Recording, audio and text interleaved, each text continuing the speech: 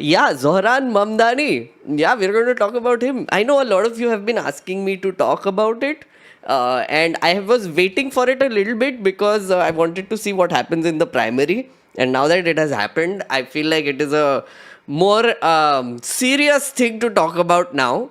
I loved his campaign. I have been watching his campaign videos as well. Oh my god, like guys, nostalgia हो गया मुझे थोड़ा सा because honestly like when I was doing the campaign here as an independent candidate, that is exactly the philosophy that I was following, like the reels and whatever he was doing and how he was explaining like ranked voting, and I was doing the same with Nota. I felt I rallied very hard with him. And also he's a 33-year-old guy. Insane. I mean, his background is just mind blowing. Mind blowing in the sense his connections to many parts of the world is kind of mind blowing. And also the fact that he's in New York and he is doing so well is also like very significant right now. Not just for America, not just for New York, America, but actually I think for India as well, for the rest of the world as well, because there are some things that are coming out of this, I feel like, so would like to talk about that a little bit. Yeah, so we are going to talk about that. Yeah, he's 33, Sahi, that's the thing. He's a 33-year-old guy. इसीलिए तो hard relate. He's like a millennial. He's like a elder millennial and एकदम दिल को छू गया वो आदमी मेरे. Again, see, that's what I mean. Like, just to give you an example, I don't know how many of you followed my campaign. Again, I'm not saying that like he took the idea from me or anything, because that would be ridiculous. But when I was doing my campaign, let me just show you one or two of my campaign videos. देना एकदम बेवकूफ़ी है. हाय, मेरा नाम है मेघनाद और मैं एक कंटेंट क्रिएटर हूं और इस बार 2025 दिल्ली विधानसभा इलेक्शंस में एक निर्दलीय प्रत्याशी हूं और ये है मेरा चुनाव चिन्ह. अगर आप एक नोटा वोटर हो तो मुझे आपसे बात करनी है. मेरे पास कुछ ऐसे क्वालिटीज है जो नोटा के पास बिल्कुल नहीं है. नंबर 1, एक यूट्यूब चैनल. यहाँ पर मैं समाज और राजनीति पर वीडियोस बनाता हूँ. मेरे 80,000 सब्सक्राइबर्स हैं. नोटा के पास ना ही चैनल है ना ही सब्सक्राइबर्स, काफी यूजलेस. नंबर 2, 13 साल का एक्सपीरियंस. 2011 से मैंने नेताओं के साथ काम किया है, मैंने जर्नलिज्म किया है. और you get the idea, right?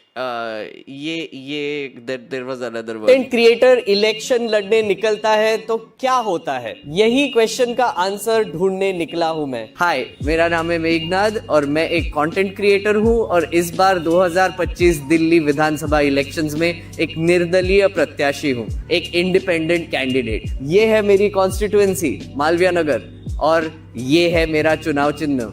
लेकिन आप सोच रहे होंगे कि आप हो कौन, क्यों वोट करें आपके लिए. आइए बताता हूं मैं.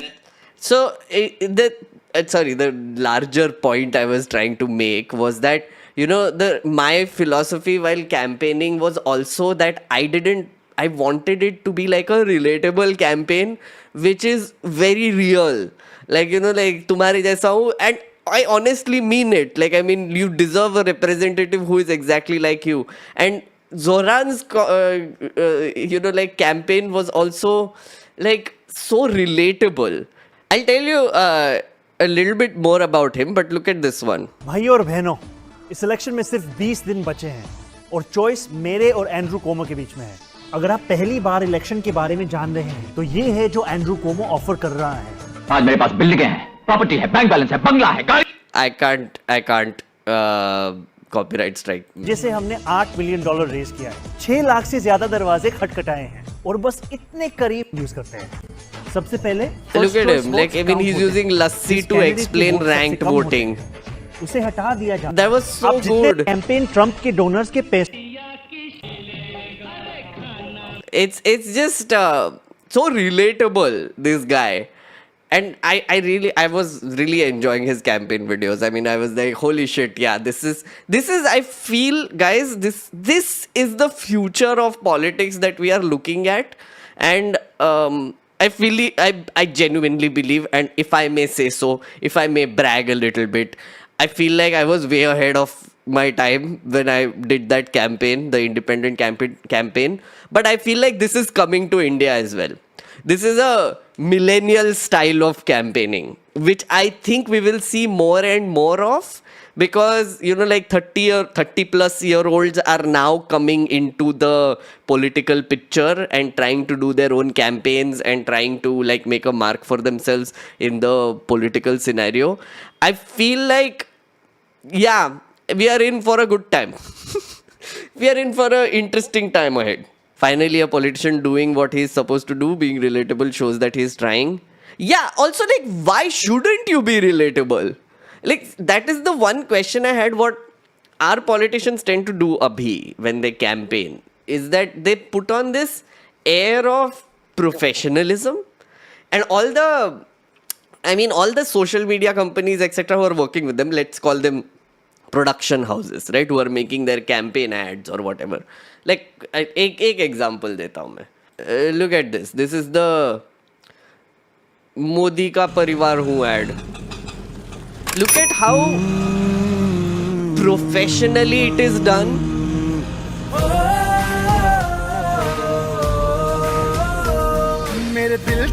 Look at this. Like, it's so dishonest and fake.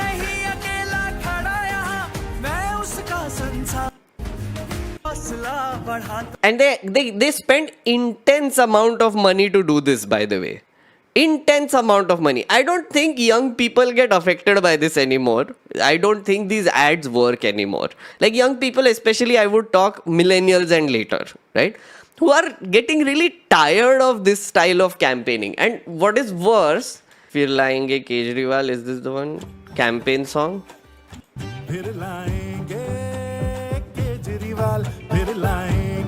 They had put out these election ads, which I don't know where they are. I don't know if they deleted them. Look at this. Why do you need to do this? This is so unrelatable. I feel like Aam Aadmi Party went from relatable to unrelatable very fast. Like, they went the opposite way. They should have doubled down on their relatability factor, but instead they went the other way. And BJP to has always been that way, so it's just doubled down on that part of it. It's just bizarre. Yeah, even Congress, you're right. Congress also has these ads. Even the Bharat Jodo Yatra ads, I mean, I would still give credit to Rahul Gandhi actually for trying something new. Like, if you look at his YouTube channel and how he does these visits, right? Or like the kind of videos that he's doing, like look at this one. Toppers की टोली. बिटिया कैसी पढ़ाई करती हो, मतलब कोई target है? हमने कहा टारगेट नहीं, वो तारक मेहता देखने के साथ साथ पढ़ाई किया करती थी. फर्स्ट कौन आया, सेकंड कौन आया? मैंने अमेठी जिले से किया है. Very low production, first very relatable. वैसे लोगों ने एग्जाम दिया 1 लाख, नॉट बैड. और आप क्या करना चाहते हैं बाद में? Sir, audio is terrible at times. UPSC के लिए. UPSC? Yes sir. UPSC. Sir, मैं जेई की एग्जाम की प्रिपरेशन करके आईआईटी. सर, आप हम लोगों को क्या इंस्पायरेशन देना चाहेंगे? जो भी. It's crazy how you would not know the language that young people understand. Like, political parties just seem so like out of touch nowadays for me in India when they do like campaigning like this. It's just ridiculous. So they had the Democratic primaries right now, which means that within the Democratic parties, people are fighting for the party ticket. In our country, parties just hand over tickets.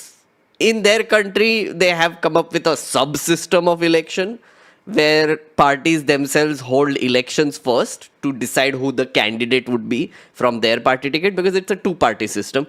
It's not technically, it has become that, but let's go with that. It has a two-party system, Republicans and Democrats. So right now, the mayor elections in New York are incoming. In November is when the elections are going to happen. October, yeah, November. November, I think, right? So before that, 6-7 months before that is when the primary elections happen, which happened 2 days ago in America. And Zohran Mamdani has won the Democratic ticket and he's going to be the candidate for the mayor elections in New York. Now, he would be fighting against a Republican candidate. I'm not sure who the Republican guys are. Honestly, I don't give a shit. Because I'm too focused on Zohran because he's fascinating. And then there is this guy he was fighting called Andrew Cuomo. Cuomo is like this established family in New York. They have like a lot of name recognition from what I know. But the interesting thing is a lot of billionaires had started funding his campaign. And Zohran had done like a collection campaign of normal people and he raised some $8 million as a result very quickly. But the other party, which is the Andrew Cuomo side of things, had like $30 million in APAC. The APAC is their form of funding. Basically, they are the ones who do the attack ads. They are the ones who fund the whole propaganda of a candidate, if you want to put it that way. Zohran was doing everything in-house from what I can see. And also, I'll tell you about his background a little bit also. It's very fascinating. His videos are a direct result of his mother. I genuinely feel that. His mother is none other than Meera Nair, who is a very, very accomplished filmmaker, an Indian filmmaker. Zohran Kwame Mamdani was born on October 18, 1991. 90s wala aadmi hai, guys. In Kampala, Uganda, his father Mahmood Mamdani is an Indian Ugandan and post-colonial studies professor at Columbia University of Gujarati Shia Muslim descent. And his mother is Meera Nair, an Indian American filmmaker of Punjabi Hindu descent. His father gave him middle name Kwame in honor of Kwame Nkrumah. I don't know who this is. First president of Ghana. Again, first president of Ghana. That's quite obvious. When he was 5, Mamdani and his family moved to Cape Town, South Africa. He's from South Africa as well. Why do all these people come from South Africa? He attended St. George's Grammar School while his father worked in the University of Cape Town. Family moved to New York when Mamdani was 7. He graduated from Bank Street School for Children, then Bronx High School of Science. Mamdani attended Bowdoin College in Maine, where he co-founded the school's chapter, Students for Justice in Palestine. Graduated in 2014 with a bachelor's degree in Africana Studies. He worked as a housing counselor and hip-hop musician before entering politics. He was a hip-hop musician before he entered politics. He was first elected to the state New York Assembly in 2020 after defeating 4-term incumbent Aravela Simotas and has since been re-elected without opposition.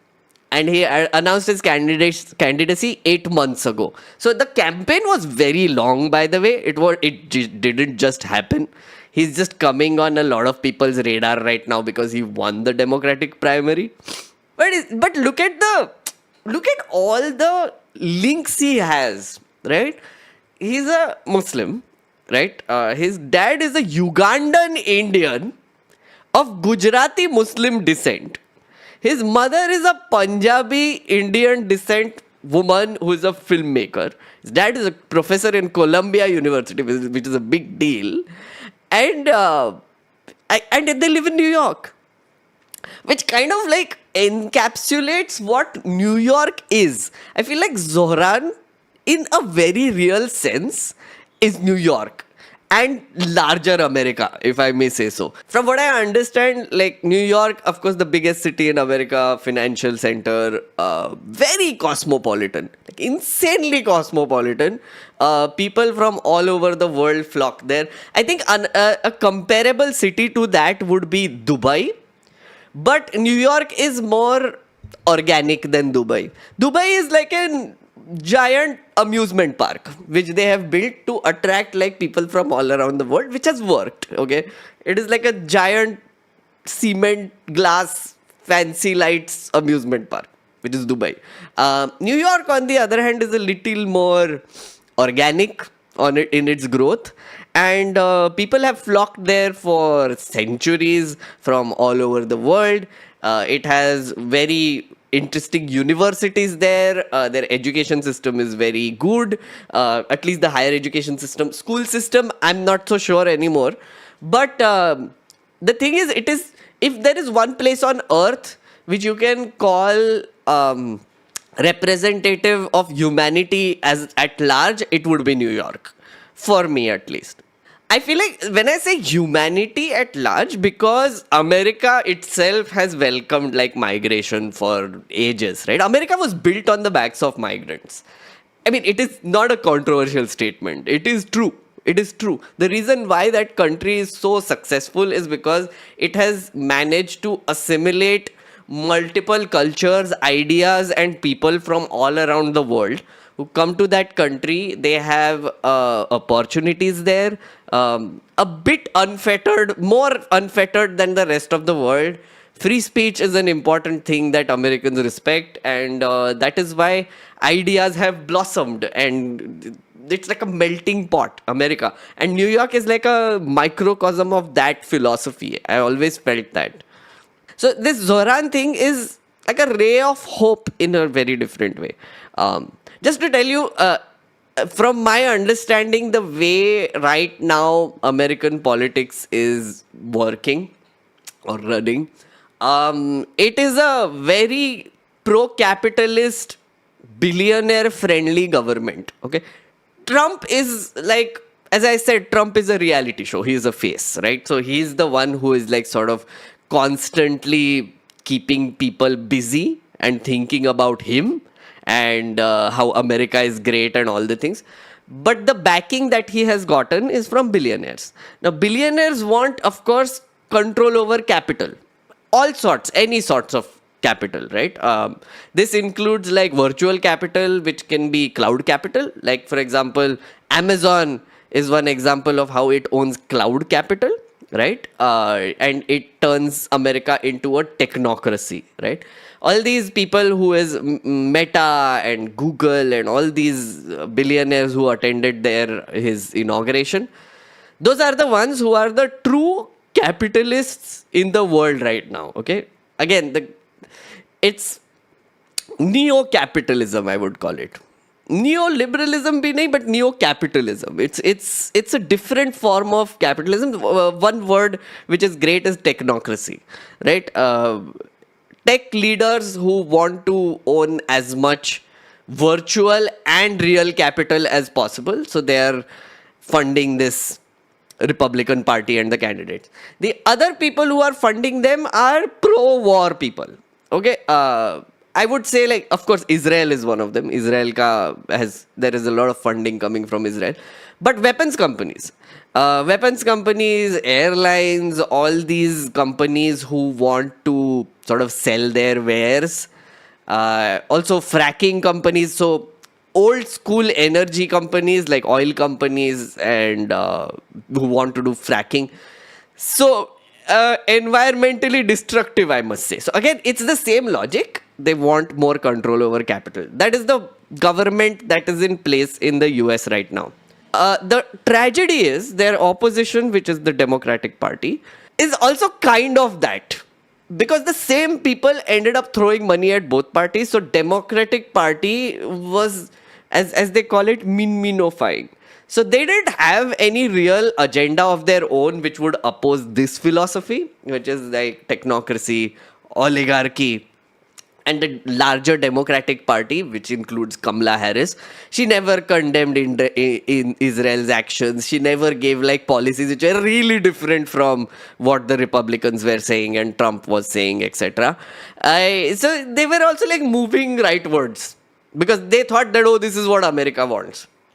What Zohran did, though, is a little different in his campaign. A lot of people, like true blue Democrats or commentators, have been sort of talking about how the leadership of the Democratic Party is kind of useless, which is true. For example, people like AOC and our friend Bernie Sanders, they started a tour called the Oligarchy Tour. Okay, they just started doing rallies all across America where they are talking, where they're educating people about the oligarchic nature of the American government, right?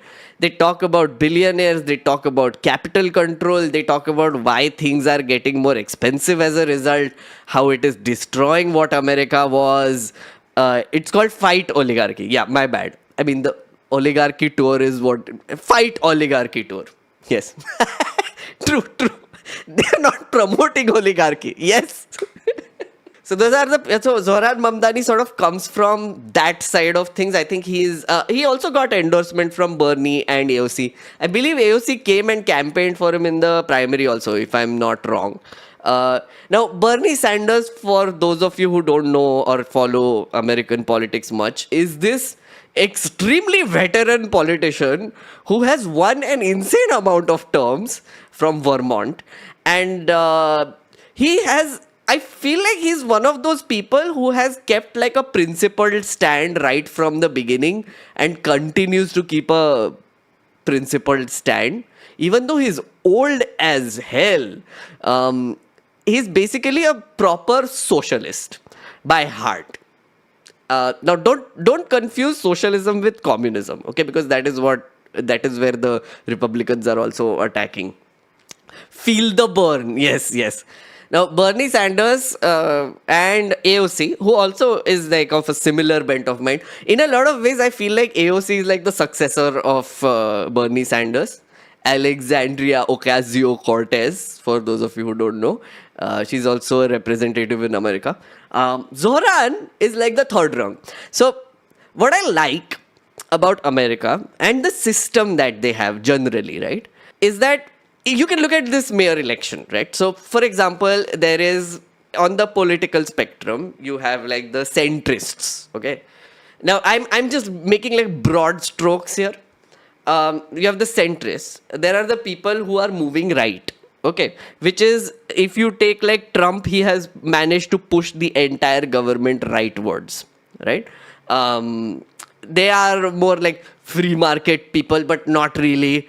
They are the ones who are like very conservative. They are the America First people, the MAGA people. It's like a whole spectrum. And you can go like QAnon way also this way, like extreme. Like, I mean, neo-Nazis would also come on this spectrum, which is Charlie Kirk and people like that, which is like, oh, koi immigration nahi chahiye.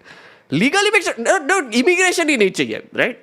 Who oppose the current idea of America, if you want to call it that way. Then there is the Democratic Party, who I would now call center-right at this point of time, because they were also like leaning towards that sort of thinking. Bernie Sanders and AOC would come on the left, right? They would go even further away from just normal Democrats. It would come in the socialist sort of phase, socialist way of things. Now, when parties were formed, like Republicans and Democrats. Now, Democrats are supposed to be left. People who are who are leaning left usually go for Democrats. People who are leaning right usually go for Republicans. That is the conventional wisdom in the two-party system that America has. Okay. America calls them progressives. Exactly. On the political spectrum. Now, what has happened is that the Democratic Party and the Republican Party are both moving right. Then comes Zohran, right? Zohran is unapologetically left, which people were scared to do, right? This is a very refreshing thing for many reasons, because he is unapologetically opposing the Gaza situation.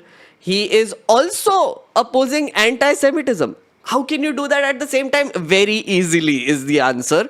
He is opposing the actions of the Israeli government, but he wants to protect the rights of the Jews in America against discrimination. It makes sense, right?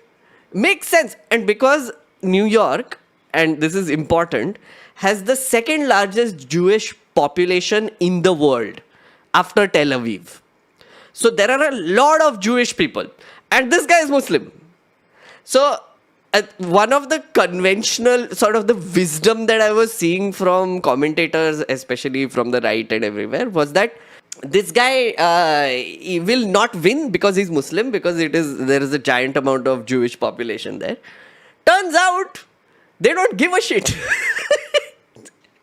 I think at this point, Americans are tired of how much people talk about Israel. Like literally every interview that I have seen him, and this includes like talk show hosts, by the way. This includes like people like Stephen Colbert and people who have just asked him, oh, what do you think about Israel? Bhai, New York में mayor का election है. I mean, I understand there's a lot of Jewish population there, so it becomes like a sort of an international thing. But why? Why does that matter? Why do you want to insist on bringing Israel into every little conversation? I think Americans are just getting tired of this. They're like, why is Israel like wagging her tail? It's bizarre. So what happens in the American system, that's what I was building up to. If you look at the political spectrum, so there is the mayor election happening, right? Now there is the Democratic Party, the establishment Democratic Party, which is, as I said, thoda sa right-leaning, right? Zohran comes out of nowhere. He's here on the left. There is a candidate, Andrew Cuomo, and other people who are also standing there. Now, there is an internal election that happens within the Democratic Party, which actually lets the most popular ideas rise within the party so that the people can get tickets. Now, Zohran got the tickets for the mayor elections, but it is a very interesting system that they follow in general, right? Because even within, if you want to say that Democrats are left-leaning, right? But that's such a broad thing. Even when you are left-leaning, you can have different policies. You can have, you can be a lot more left-leaning and go socialist like Zohran. You can have a little moderate left-leaning and you can, kind of support like immigration laws and everything. So there are like many things you can do policy-wise, but that gives them the freedom to do this sort of system. And now the best ideas come up, which I think what Mamdani represents is what New York wants.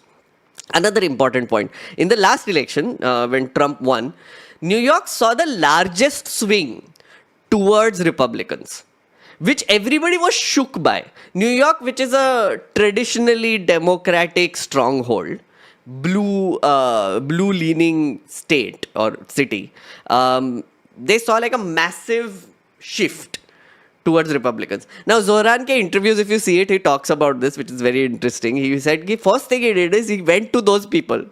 He's like, you guys are Democrats, why did you vote for Trump? And their answer was standard of living.